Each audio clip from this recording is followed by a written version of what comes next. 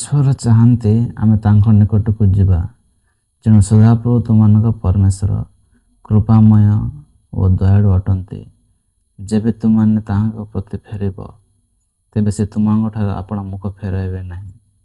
ଯେହେତୁ ହେ ପ୍ରଭୁ, ତୁମେ ମଙ୍ଗଳମୟ ଓ କ୍ଷମା କରିବାକୁ ପ୍ରସ୍ତୁତ, ପୁଣି ତୁମ ନିକଟରେ ପ୍ରାର୍ଥନାକାରୀ ସମସ୍ତଙ୍କ ପ୍ରତି ଦୟାରେ ମହାନ। ଈଶ୍ୱରଙ୍କର ନିକଟବର୍ତ୍ତୀ ହୁଅ, ସେଥିରେ ସେ ତୁମ୍ଭମାନଙ୍କ ନିକଟବର୍ତ୍ତୀ ହେବେ।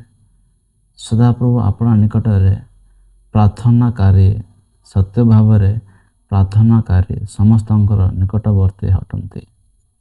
ସଦାପ୍ରଭୁ କହନ୍ତି, ଆସ ଆମେମାନେ ପ୍ରତ୍ୟୁତ୍ତର କରୁ।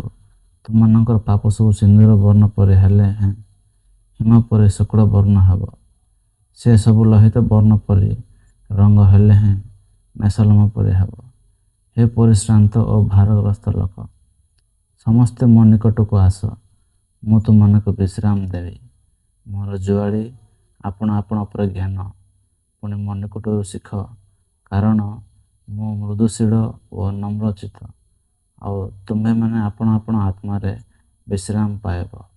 ଆଉ ଯେ ମୋ ନିକଟକୁ ଆସେ, ତାହାକୁ ମୁଁ କୌଣସି ପ୍ରକାରେ ବାହାର କରିଦେବି ନାହିଁ। ଏ ତୃଷିତ ଲୋକ ସକଳ, ତୁମ୍ଭେମାନେ ଜଳ ନିକଟକୁ ଆସ।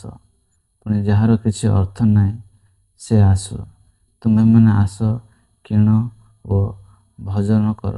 ହଁ, ଆସ, ଅର୍ଥ ଓ ମୂଲ୍ୟ ବିନା ଦ୍ରାକ୍ଷାରସ ଓ ଦୁଗ୍ଧ କିଣ।